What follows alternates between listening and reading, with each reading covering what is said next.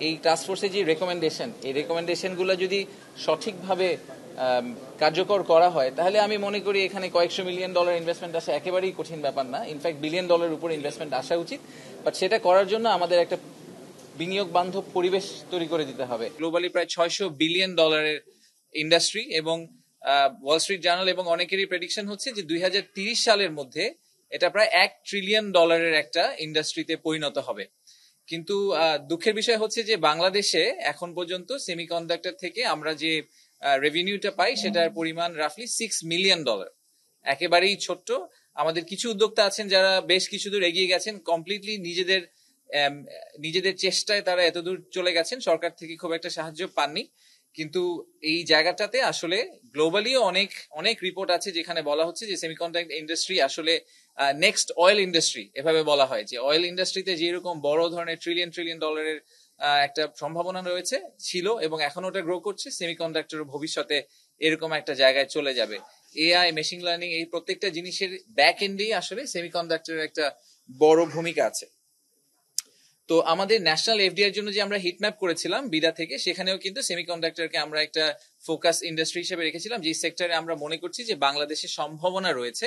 এবং তার একটা মূল কারণ হচ্ছে যে আমাদের যেই ইয়াং ওয়ার্কফোর্স আছে যারা অনেকেই আসলে এখন গ্লোবালি কানেক্টেড, তারা অনলাইনেই অনেক কিছু শিখে ফেলেন এবং তাদের ইচ্ছাটাও আছে, আমাদের তরুণদের ইচ্ছাটাও আছে।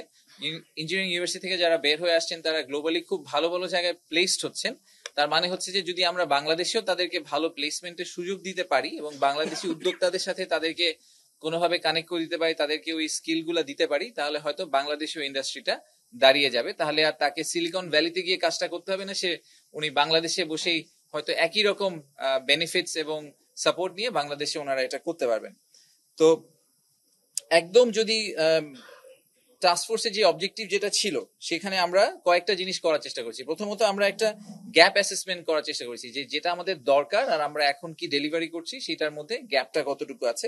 দ্বিতীয়ত হচ্ছে যে গ্যাপটাকে কমিয়ে নিয়ে আসার জন্য কি ধরনের পলিসি সাপোর্ট বা ইন্টারভেনশন সরকার থেকে দেওয়া দরকার, সরকারের আসলে রোলটা কি হবে এই পুরো প্রসেসে, সেটাকে আমরা দাঁড় করানোর চেষ্টা করেছি।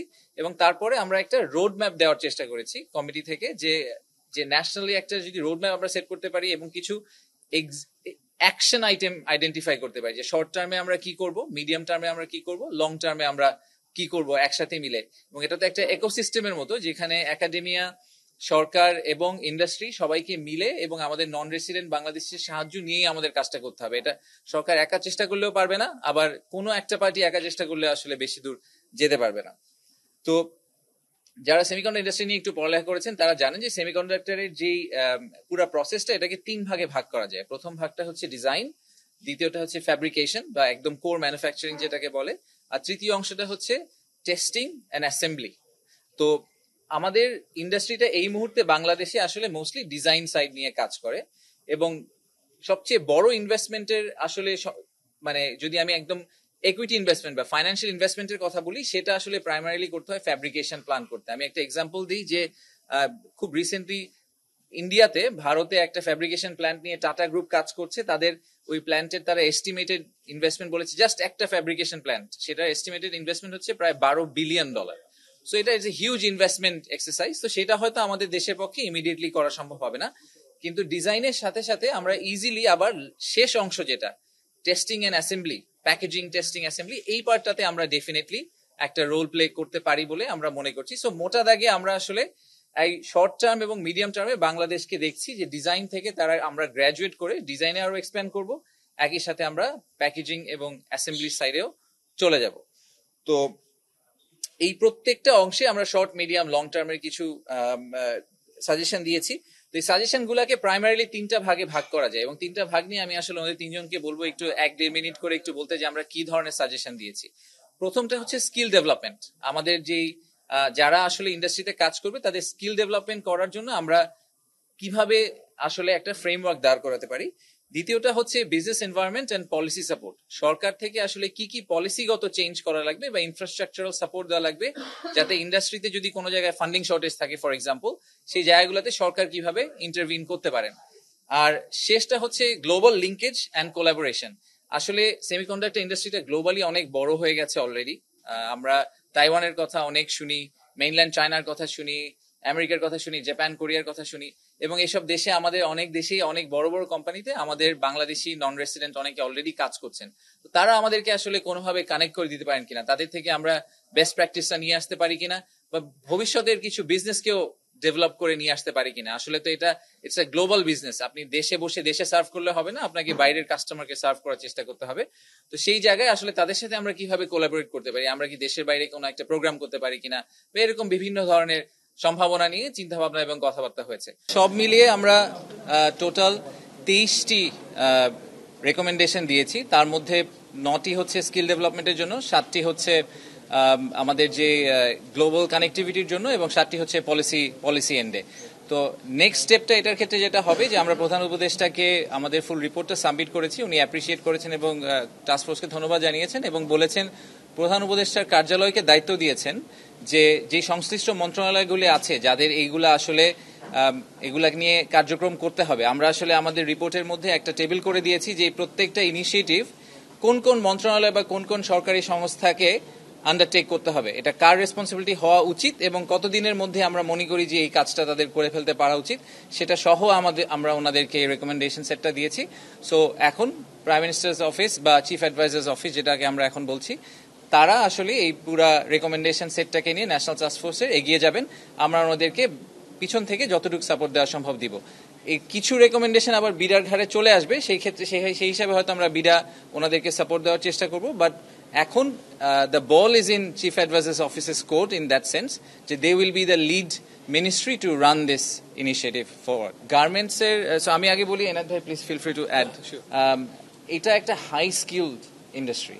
সো হাই স্কিল ইন্ডাস্ট্রিতে অবভিয়াসলি যতটুক ভ্যালু অ্যাড হয় to the number of employee রেশিওটা একটা ডিফারেন্ট লেভেলে থাকে, তাই না? সো গার্মেন্টস ইন্ডাস্ট্রিতে হয়তো একটা যদি $1 বিলিয়ন গার্মেন্টস ইন্ডাস্ট্রি হয়, সেখানে 50,000 লোক কাজ করবে বা 60-70,000 লোক কাজ করে।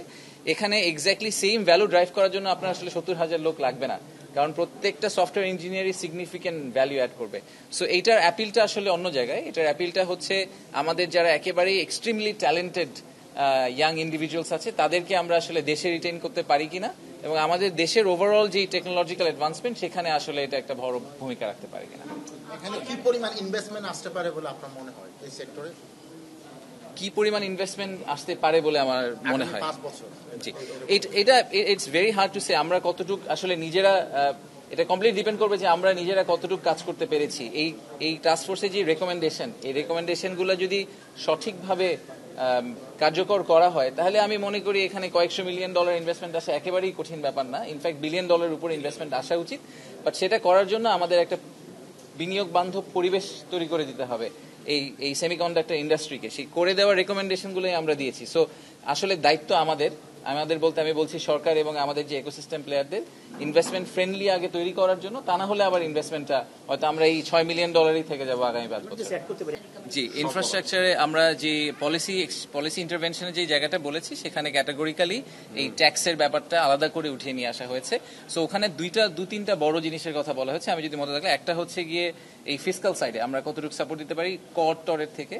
দ্বিতীয় একটা অংশ হচ্ছে যে একটা ফান্ড করা যায় কিনা, যেরকম আমরা এগ্রিকালচারের জন্য কিন্তু সেন্ট্রাল ব্যাংকে আলাদা ফান্ড আছে, তাই না? স্টার্ট আপের জন্য আলাদা ফান্ড করার কথা বলা হচ্ছে। তো সেমিকন যেহেতু একটা স্পেশালাইজ ইন্ডাস্ট্রি, সেটার জন্য আলাদা কোনো ফান্ড করা যায় কিনা। আর তৃতীয় আরেকটি জায়গা হচ্ছে যে কিছু ইনিশিয়াল ইনভেস্টমেন্ট আছে যেগুলোর পরিমাণটা অনেক বড়, এবং এই ইনিশিয়াল ইনভেস্টমেন্টটা আসলে একটা সংস্থার পক্ষে, মানে একটা বিজনেসের পক্ষে করা খুব ডিফিকাল্ট। সো ম্যাক্সিমাম দেশেই কিন্তু সরকার তখন একটা কনসোর্টিয়াম করে তাদের কিছু ইনভেস্টমেন্ট করে ওই ফ্যাসিলিটিটা তৈরি করে দেয়। সো আমরা বলছি যে একটা ইনিশিয়াল টেস্টিং ফ্যাসিলিটি যদি আমরা তৈরি করে দিতে পারি সরকার থেকে, যেটা সব বিজনেসই ওটাকে ইউটিলাইজ করবে একটা শেয়ারিং মডেলে, তাহলে হয়তো স্কিল ডেভেলপমেন্টেও সুবিধা হবে এবং তাদের বিজনেস গার্নার করতেও সুবিধা হবে। আর দেখেন, এইবার কিন্তু টাস্কফোর্সটা করাই হয়েছে স্পেসিফিক্যালি চারটা অংশকে একসাথে করে, যাতে আসলে এটা প্রথমত এটা একটা ডেমোক্রেটিক প্রসেস হয়, আর দ্বিতীয়ত আরেকটা ব্যাপার হচ্ছে যাতে সব অংশের ভয়েসটা পেয়ে আমরা কোঅর্ডিনেটেড হয়ে কাজ করতে পারি। আমি প্রথমে বলেছি, আবার বলছি, যদি এই চারটা অংশ, গভর্নমেন্ট, ইন্ডাস্ট্রি, একাডেমিয়া এবং আমাদের নন রেসিডেন্ট বাংলাদেশি যেই ডায়াসপোরা, এই চারটা গ্রুপ যদি একসাথে হয়ে কাজ না করে, তাহলে আসলে সেমিকন ইন্ডাস্ট্রিতে আমরা বড় ডেন ফেলতে পারবো না। আমাদের সবাইকে একসাথে মিলে এই টার্গেট নিয়ে আসলে এগিয়ে যেতে হবে, যাতে দেশের এই প্রোগ্রেসটা হয়। খুব ক্লিয়ারলি আইডেন্টিফাইড, এটা গ্লোবালি ডেটা অ্যাভেলেবল। আপনি সার্চ করলেও রিসার্চ করলেও দেখবেন যে 4-5টা দেশের মধ্যেই আসলে সেমিকন্ডাক্টর ইন্ডাস্ট্রি ঘুরপাক খাচ্ছে। তো আমরা তাদের সাথে স্পেসিফিক্যালি কাজ করার কথা চিন্তা করছি।